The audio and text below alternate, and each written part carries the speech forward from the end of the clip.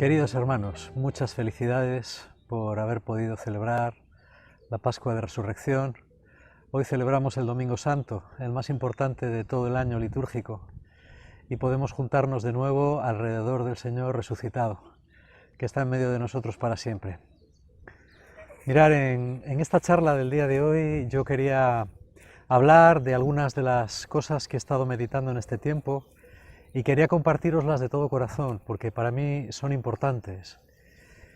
La primera de ellas es que efectivamente hoy celebramos un día grande, en el que el Señor, a pesar del dolor y de la muerte que nos han estado rodeando durante todos estos días, ha resucitado, y es la promesa de que nosotros también resucitaremos con Él y de que todos aquellos hermanos nuestros que han fallecido durante este tiempo de la pandemia también podrán gozar de su misericordia y de su compañía por todos los siglos. Aquellos que hayan vivido según su amor y que hayan vivido conociéndolo o no según sus preceptos.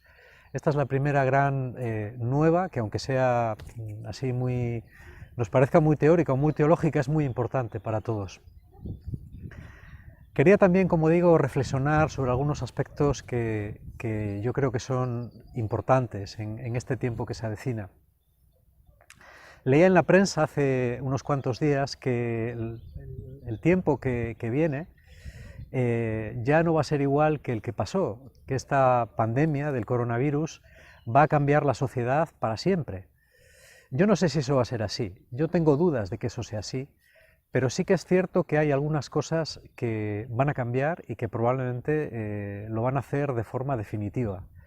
Algo en las relaciones entre las personas, algo en las relaciones entre los países y algo quizás también en la manera que entendemos de enfocar la sociedad.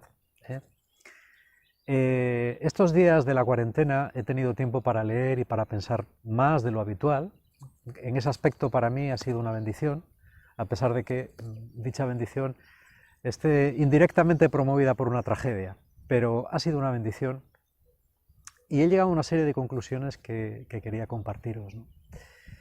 La primera de ellas es que a partir de ahora vamos a tener que ser muy conscientes del mundo en el que vivimos y del mundo en el que estamos. Reflexiono que frecuentemente los cristianos tenemos una idea bastante vaga o bastante poco real de las circunstancias en las que nos movemos. Estos días atrás leía algunos libros de apostolado que hablaban del apostolado en España, por ejemplo en los años 50, y hablaban de que la generación de esa época era una generación que tendía a darse mucho a las cosas. Hace poco leía el testimonio de una persona que decía, mira, en los años 50 no queríamos vivir bien, estábamos acostumbrados a pasar necesidades, pero teníamos una ansia enorme de cambiar el mundo, teníamos una ansia muy grande de cambiar la Iglesia y de entregarnos a Dios, y sobre todo eran los ideales los que nos movían, ¿vale?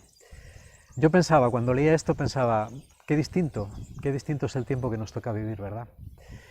Desde la caída del muro de Berlín, desde la caída de los grandes ideales, como pudieron ser el marxismo, como pudieron ser la socialdemocracia o otras utopías que han existido en esta época, el movimiento hippie, todos los movimientos surgidos en mayo del 68, se instaló una filosofía diferente, que es la filosofía de la posmodernidad. La filosofía de la posmodernidad creó un discurso deconstructivo. En este aspecto Derrida es uno de los autores más arquetípicos de todo este conjunto de pensadores, en el cual nos perdíamos en el lenguaje, nos perdíamos en los conceptos. Se sostenía un poco que el gran discurso ya no era posible porque lo que tú decías otra persona podía entenderlo de otra manera, podía deconstruir lo que tú decías, y entonces ya no había forma de aclararse con nada. Teníamos que instalarnos en el aquí, en el ahora, en la inmediatez y en la sociedad líquida. Zygmunt Bauman empezó a hablar, un poquitín antes de esta época, de la sociedad líquida, que es una sociedad en la que todo cambia permanentemente y por consiguiente es muy difícil establecer valores que sean para siempre, que sean eternos. Pero no solamente eternos, sino duraderos, mínimamente duraderos. Desde este punto de vista, uno tiene que pensar en su vida, tiene que pensar en su familia, tiene que pensar en una serie de cosas muy sencillas y que estén al alcance de uno. pero tiene que olvidarse de las utopías, tiene que olvidarse de los grandes proyectos y sobre todo tiene que olvidarse de los demás como conjunto. Yo meditaba estos últimos días que la gran perdedora de la filosofía de la posmodernidad ha sido la experiencia comunitaria. No solo la experiencia comunitaria cristiana, también me refiero aquí al colectivo vecinal, me refiero a las asociaciones de barrio, que tanto bien hicieron, por ejemplo, en los años 70, me refiero a los partidos políticos, antes de que se convirtieran en maquinarias de poder, y me refiero también a las propias ideologías. Si os fijáis, ninguno de nuestros políticos habla de cambiar el mundo. Ninguno de nuestros políticos habla de acabar con el hambre en el mundo, cuando es algo que se podría hacer. Ninguno de nuestros políticos habla de crear un sistema en el cual la redistribución sea más justa. Pero ni los partidos de derecha ni los partidos de izquierda, la derecha y la izquierda ya no existen. Son todo falacias. Y el debate socioeconómico y el debate ecológico, que son los verdaderamente importantes ahora, lo importante es cómo va a comer la gente y si vamos a ser capaces de conservar este planeta. Esos son los dos verdaderos debates. Y sin embargo, el debate está centrado en cuestiones de género, en cuestiones de representación o no representación o sobre representación de las minorías, en debates ilusorios sobre la igualdad y sobre la integración. Por ejemplo, se habla mucho de acoger inmigrantes, pero yo no he visto ningún partido que proponga con sus propios medios acoger un plan, o mejor dicho, desarrollar un plan de acogida de inmigrantes. Se habla mucho de hacer cosas, pero siempre es en el terreno de las ideas. Nos quedamos en los debates pequeños, en los debates de aquí a 2 o 3 años. Los gobernantes ya no tienen proyectos, solamente tienen el proyecto de ser reelegidos dentro de 4 años, de conservar sus pequeñas cuotas de poder. Y mientras tanto, se está proponiendo una idea de la sociedad cada vez más disgregada, cada vez más desunida. Yo era una cosa que estos días me daba perfecta cuenta. A pesar de que se nos intenta dar una idea en los medios de comunicación de que estamos unidos, de que a las 8 salimos a aplaudir, de que estamos siendo solidarios, es en momentos puntuales y en iniciativas puntuales, pero no en proyectos de futuro. Los proyectos de futuro se acabaron, están deconstruidos. Solamente queda el aquí y ahora, mi vida, mis pequeñas expectativas, mi pequeño grupo de gente, mi pequeña familia, mis amigos, la gente que está cerca de mí y mi futuro inmediato. Porque el futuro, hemos llegado a un punto de sociedad tan totalmente disgregada que el futuro de lejos, el futuro de los proyectos, el futuro que moviliza a las personas, nos lo han quitado de nuestro horizonte. El horizonte utópico del futuro ya no existe. Y esto es muy grave. A alguien puede parecerle que esto es muy teórico, es decir, que esto es, bueno, pues una elucubración filosófica más. No lo es, no lo es. En la medida en la que cada vez estamos más centrados en los pequeños intereses, en los intereses del grupo, en los intereses del género, en los intereses de la pequeña opción política que no cambia nada, en esa medida somos más vulnerables. Estas semanas atrás leí un libro de un pensador de extrema izquierda y curiosamente estaba de acuerdo con él en muchas cosas. Él decía, todos los debates de género, todos los debates de sobrerepresentación de las minorías, lo que están haciendo es dividir a la clase menos privilegiada, haciéndola cada vez más disgregada en núcleos que los enfrentan unos con otros y que les impiden crear un frente común contra los grandes problemas y contra las grandes injusticias. En el fondo, ¿esto a quién beneficia? Esto beneficia a los poderosos de siempre. Yo creo que se está creando una clase política y una clase intelectual que es cada vez más multinacional, más multiglobal, que es privilegiada, que puede mandar a sus hijos a los mejores colegios, que sabe que sus hijos van a formar parte de esa clase privilegiada, que se permite reunirse en foros como los de Davos, o como los del Club Bilderberg, o como los de la Trilateral. Y a esta gente le interesa un mundo disgregado, le interesa un mundo en el que las clases menos privilegiadas, que cada vez son más, no presenten frentes comunes que puedan afrontar los verdaderos problemas de este mundo. Y los verdaderos problemas de este mundo son dos: la redistribución de la riqueza y la conservación de nuestro planeta. De estos dos temas no se habla, o se habla de una forma siempre parcial. No se habla de medidas globales, se habla de conseguir reducir las emisiones, pero no se habla de cuestionar un sistema comunista, perdón, consumista, que es lo que quiero decir. Este es un problema muy grande, este es un problema realmente fundamental. Y sobre este problema, otro problema muy importante, que es el del vacío espiritual. Hemos llenado nuestras vidas con una sensibilidad totalmente consumista. Los que no pueden o los que no podemos conformarnos o aspirar a tener grandes yates o grandes coches o grandes barcos, nos conformamos con un consumismo low cost, el consumismo del todo a 100, el consumismo de Amazon. Pero nuestra sociedad presenta un enorme vacío espiritual. Y este vacío espiritual es el que tenemos que llenar, sin olvidar las cuestiones socioeconómicas que también están entrelazadas. No podemos desvincular, y nuestro Papa Francisco nos lo ha enseñado tan bien, no podemos desvincular la parte espiritual de nuestra fe, el rescatar espiritualmente a esta generación de los problemas socioeconómicos que están haciendo que los pobres sean cada vez más pobres, que un 2 o un 3% de la población estén concentrando el 40 y tantos % de todos los recursos, que nuestro planeta agonice, que las personas vivan cada vez más presas de un vacío y de una desesperación. Y aquí quería entrar en el tercer punto de esto que yo quería compartiros esta mañana. Y es, ¿qué podemos hacer nosotros? Ahora me dirijo a las personas de Fe y Vida, pero me dirijo también a todos los que nos vean. Tenemos que tener discursos globales, tenemos que superar el discurso fragmentado. Y cada vez estamos más fragmentados, hasta dentro de la Iglesia. No tenemos discursos de la totalidad, que orienten a las personas en una totalidad. Y esto es extremadamente importante. Yo creo que la función de Fe y Vida es precisamente poder integrar un discurso de la totalidad. Es verdad que no podemos saber todo de todo, es verdad que no podemos especializarnos en la lucha por el medio ambiente, en la evangelización, en la ayuda a los pobres, en la solidaridad con el tercer mundo, en la atención a los refugiados. Es verdad que no. Pero sí que es verdad que podemos tener un discurso que englobe todas esas cosas, que hable de todas esas cosas y que promueva iniciativas en todos esos campos para que sirvan de testimonio. Y en este aspecto quería compartir otra cosa que he sentido muy vivamente estos días.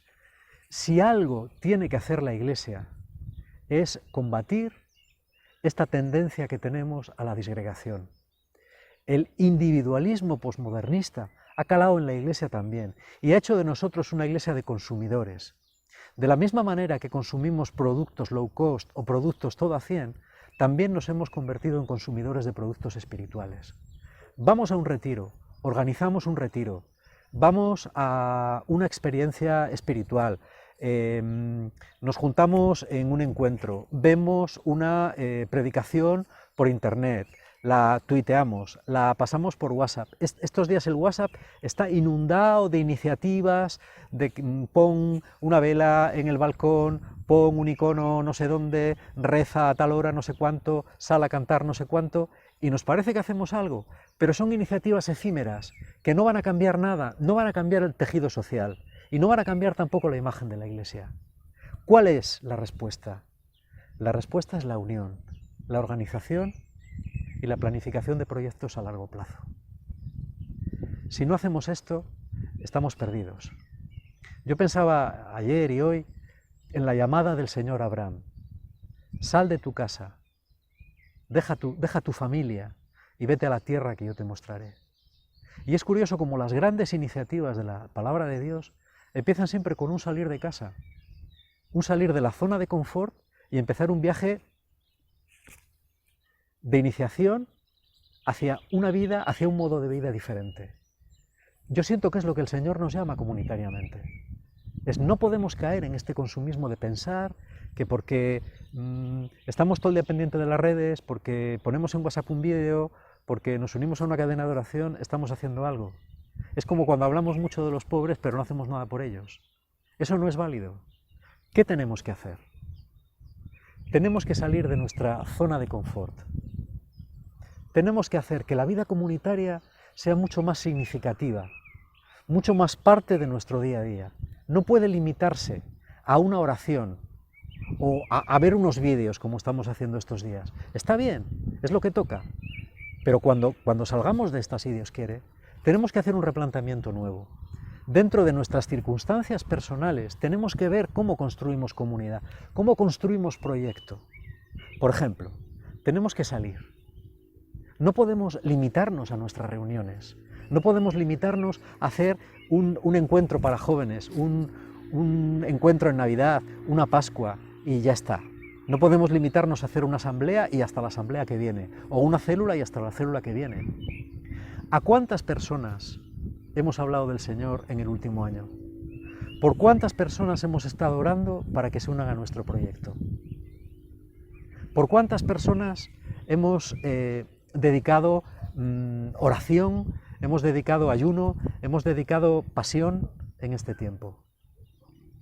Es verdad que tenemos que trabajar, es verdad que tenemos familias, pero yo pensaba estos días, si nos dedicamos al trabajo de nuestras familias, vale, podemos hacerlo como cristianos, podemos santificarnos en eso, sí, pero los paganos hacen lo mismo.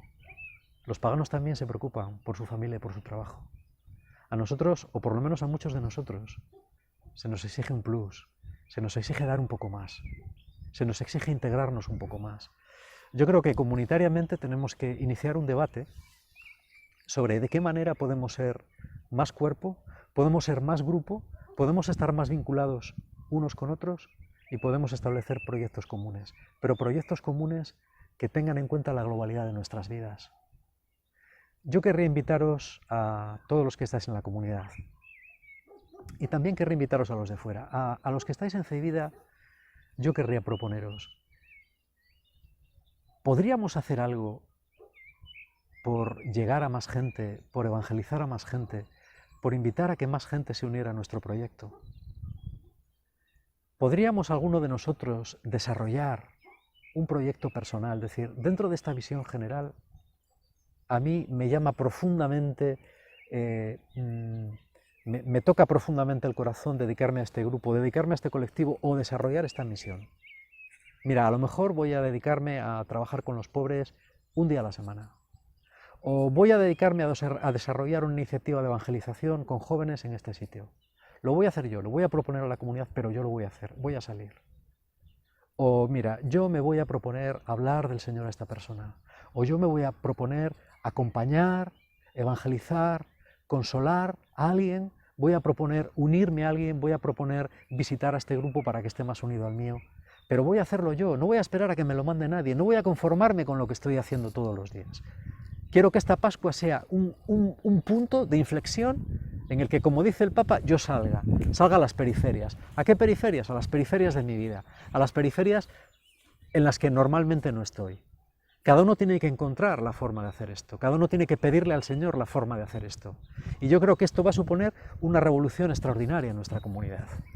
Hablo para la gente de Cevida, pero para los que no estáis en la comunidad ahora mismo, o no estáis en ninguna comunidad, yo os propondría lo siguiente.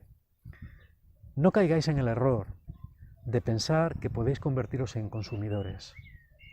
Yo soy una persona de carácter muy individualista, pero si algo he aprendido en mi vida es que solo no valgo nada, y que el poquísimo fruto que haya podido dar en mi vida, lo he podido dar gracias a que he estado vinculado siempre con hermanos, que me han alimentado, que me han enseñado, que me han escuchado, que me han orientado y que me han corregido para ser mejor y para ser más fructífero.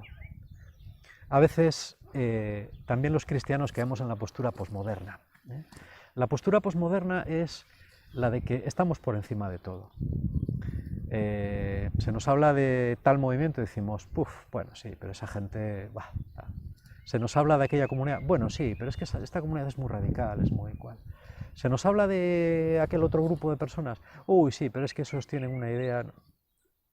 Parece que estamos por encima, parece que somos demasiado buenos para entrar en ningún grupo, parece que somos demasiado especiales para formar parte de un proyecto común, y nos estamos engañando. Cuando Jesús se encuentra con los discípulos de Maús, que huyen de Jerusalén, que abandonan el proyecto, que se marchan a sus pequeñas vidas y de pronto se encuentran con el Señor en el momento de partir el pan, ¿qué es lo que hacen? dar media vuelta a Jerusalén para encontrarse con los hermanos. Cuando en las orillas del mar de Galilea, los pescadores que han vuelto a pescar, que es lo que saben hacer, han vuelto a su pequeña vida, han abandonado la utopía, se encuentran con el Señor en la orilla, ¿qué es lo que hacen?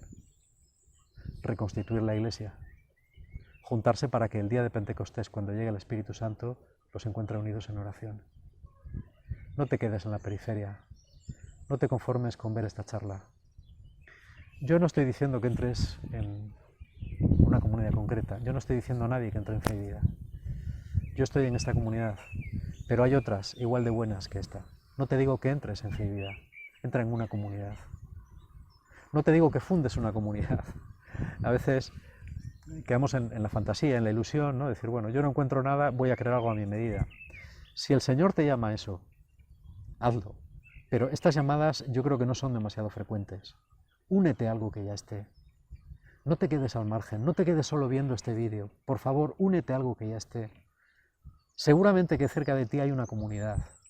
Si no la hay, ponte en contacto con nosotros. Y aunque estés en el otro extremo del mundo, no te dejaremos solo. Estaremos en contacto contigo, te escribiremos, te atenderemos. Hazlo. Entra en una comunidad. Busca hermanos. Sal de tu zona de confort. Haz lío, como dice el Papa Francisco. Haz lío. Busca a los demás. Esto es un poco lo que yo quería compartir. Si de algo me han servido, aparte de las cosas que he comentado estos días de aislamiento, es de darme cuenta cuánto necesito la comunidad, cuánto necesito formar parte de un proyecto, cuánto necesito luchar porque este mundo necesita más que nunca al Señor. Y este país y esta Europa machacada por el coronavirus, bueno, y ya el resto del mundo prácticamente, lo que más va a necesitar es personas que le lleven esperanza, que le digan que es posible vivir una vida de plenitud y una vida humana, porque es el Señor el que nos hace humanos y Él es el único que nos puede dar la felicidad, ahora y siempre. Queridos hermanos, os mando un abrazo resucitado de todo corazón. Espero que podamos celebrar una Pascua gloriosa, espero que pronto podamos vernos físicamente y espero que pronto podamos ver cómo esta renovación que anhelamos tanto se haga realidad en nuestras vidas y en las vidas de mucha otra gente. Que el Señor os bendiga profundamente. Adiós.